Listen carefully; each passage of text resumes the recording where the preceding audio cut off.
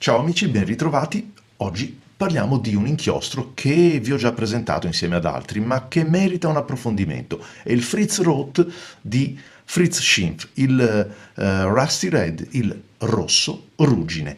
Anche se poi proprio ruggine non è, ma è un bel inchiostro, un rosso che ha qualcosa da spendere sia in termini di riscontro visivo, quindi di piacevolezza, ma anche di funzionalità, quindi nella parte dinamica, nella sua formulazione. Non vi starò a presentare tutta la gamma, parlare quindi un pochettino del brand, eccetera, vi lascio invece la scheda qua nel video e vi andate a vedere la presentazione anche col packaging e quello che è.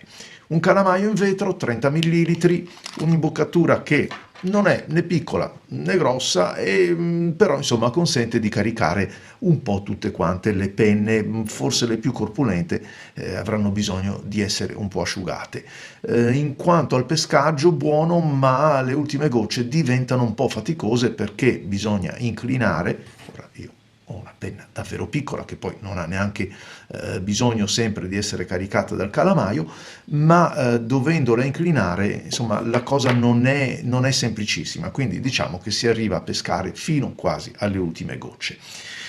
Un inchiostro che nel momento in cui vado ad esaminarlo visivamente nel calamaio mi dice che ha molti riflessi. Ci sono riflessi che si spostano dal magenta al rosso porpora più scuro, ma anche azzurrognoli. Ci sono delle belle pennellate azzurrognole che quindi mi fanno capire che potrà essere un inchiostro che mi mette in campo anche qualche sfumatura nell'ambito ovviamente della sua gamma, cioè del suo colore primario. Non rilevo una particolare viscosità nell'osservazione ottica, diciamo, nell'osservazione visiva, però invece poi lo vedremo nella fase dinamica che c'è una buona copertura. L'analisi olfattiva non rileva alcunché, quindi evidentemente c'è anche qui un compensatore, diciamo, con qualche elemento e qualche componente che tende a togliere quell'odore sintetico che è tipico degli inchiostri. Ho scelto per la prova la piccola Kaweco Lilliput, quindi vado a montarla in assetto da combattimento. Eccolo qua, blocco Rhodia per mettere alla prova il colore su una carta che conosciamo tutti e che ci offre un riscontro abbastanza naturale di quello che è l'inchiostro.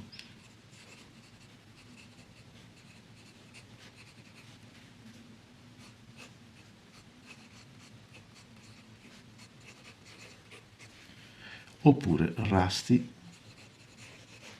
Red, che per noi è rosso, scriviamolo così, rosso ruggine. Come vedete è una tinta che può ricordare magari il rubino, non tanto il granato, ma comunque il rubino appena viene messo giù, ma si avvicina poi ad un rosso che potrebbe essere quello classico. Per questo dicevo non proprio tanto il rosso ruggine, che io lo vedrei un pochettino più spostato verso, che so, un ocra scuro, quindi una contaminazione di giallo, o comunque verso il marrone chiaro. Ma è una tinta interessante, questo è un pennino medio, ora scriviamo anche che è una Kaweco, tra l'altro l'edizione speciale green, con un pennino medio. La scorrevolezza c'è, ma non è una scorrevolezza di quelle incontrollate. Lo trovo veramente neutro, non è né troppo liquido né troppo viscoso, non ha una densità bassa, non ha una densità alta di pigmenti, non ha una base oleosa particolarmente pronunciata. Lo trovo veramente neutro, cioè soprattutto sulla carta Rhodia si percepisce quell'effetto di questa carta che asciuga appena il tratto, più che asciuga lo tiene contenuto per via del suo assorbimento. Sul pennino medio non rilevo particolari effetti di shading in questo inchiostro, perché lo trovo abbastanza abbastanza contenuto nell'ambito della sua gamma cromatica, non ci sono particolari guizzi, se non con pennini più generosi quando si va a rallentare un pochettino la scrittura, ma vedete che il flusso lo troviamo soltanto nella parte estrema finale e quindi non ci sono tante variazioni da questo punto di vista. Però è un colore che anche una volta asciugato resta vivace, resta ben presente e soprattutto cambia pochissimo. Anche in questo io ravvedo un plus, un valore aggiunto, lo metto nelle doti positive dell'inchiostro, perché ora vi farò vedere le prove pregresse che ho fatto anche con altre gradazioni, resta davvero fedele a quello che è il suo colore. Andiamo a vedere se passa il foglio. Assolutamente no, tra l'altro con una punta media sarebbe stato anche difficile. Permettete che la chiuda perché non si secchi. Non mi ha dato problemi di ostruzioni, di incrostazioni, assolutamente. È un inchiostro, come un po' tutta la gamma, formulato molto bene, molto piacevole da usare. Andiamolo a vedere con le prove che ho fatto prima di raccontarvi come va. Eccolo qui, questo è un blocco pigna, un pigna style, quindi una carta economica. Cominciamo subito a vedere se passa il foglio. No, assolutamente. Ho notato soltanto qui nell'angolo, in prossimità di questo bel flusso, che tende un po' ad imbarcare la carta, ma soltanto qui dove veramente ci sono stato abbastanza.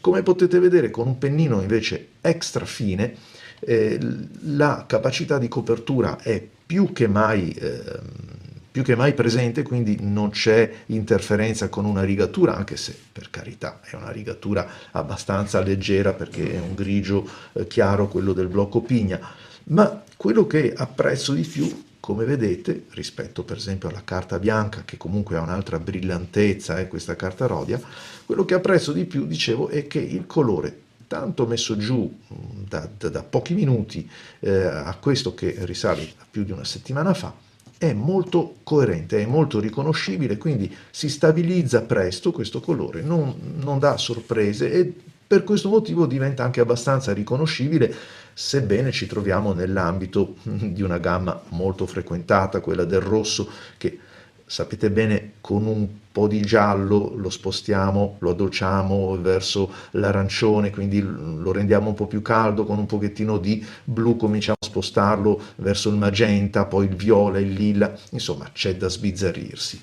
Molto bello anche con una punta come questa qua, quindi con un corsivo o uno stab che vogliate utilizzare, perché acquista ovviamente impatto l'inchiostro. Come vedete però non c'è, anche in una carta, scusate, anche con una gradazione come questa, non c'è però traccia di shading.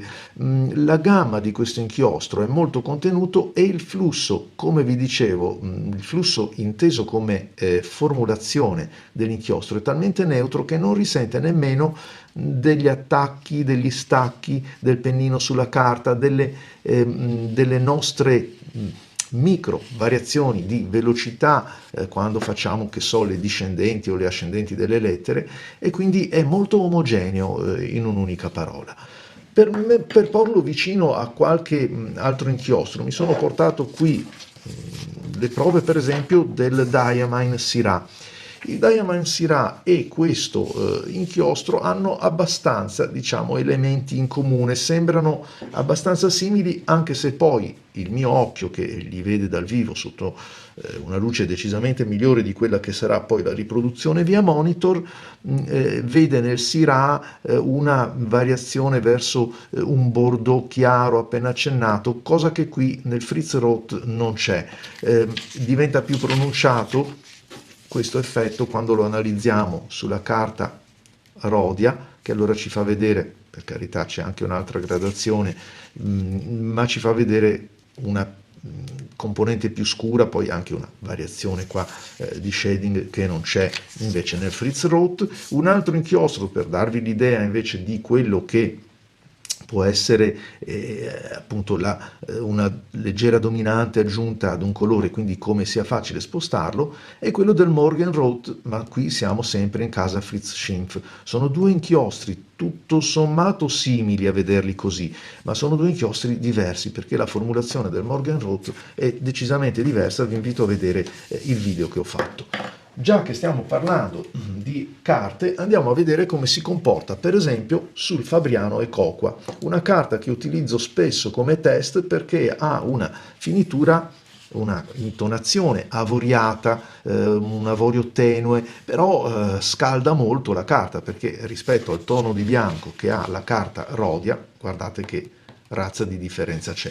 E allora il tono di questo lievissimo giallo che ci apporta la colorazione della carta, come potete vedere scalda un pochettino anche il colore, lo trasforma più in un rosso, però anche in questo caso, rispetto ad altri inchiostri che vi ho presentato, resta molto coerente la tonalità base del nostro inchiostro, quindi il pigmento è un pigmento di assoluta qualità, anche perché riesce a fissarsi in maniera egregia con la carta senza subire contaminazioni o comunque influenze da parte del coating superficiale.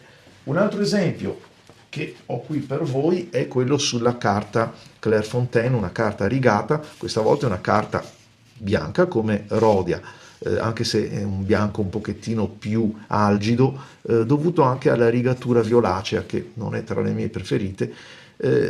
Scusate, Morgenrot, il Fritz Roth, eccolo qua, si può vedere che comunque resta molto fedele anche su un'altra carta, sebbene insomma ormai sappiamo che il gruppo è lo stesso, Clairefontaine e Rhodia, però nonostante questa rigatura e soprattutto con un pennino molto più generoso come il doppio broad della Pelikan, riesce a mantenere la sua coerenza. Su questo pennino, che ha un flusso decisamente più abbondante, parliamo proprio di flusso, si può cominciare a vedere un pochettino di shading, vi dicevo, ma non tanto perché l'inchiostro lo possegga in base alla sua formulazione, quanto più legata alla velocità, vedete, del flusso, alla velocità, quindi alla portata in questo caso, del flusso, che in base alla velocità diventa più o meno abbondante. Ed infine su un'altra carta, ma è sempre Ecoqua, con un altro pennino, questo Rusty Red, che effettivamente esprime una bella pienezza di colore. È un inchiostro che a me piace abbastanza ed è fra quelli che insomma uso abitualmente. Cari amici, grazie a tutti voi per aver seguito anche questo video, vi aspetto ovviamente ai prossimi video. Ciao a tutti!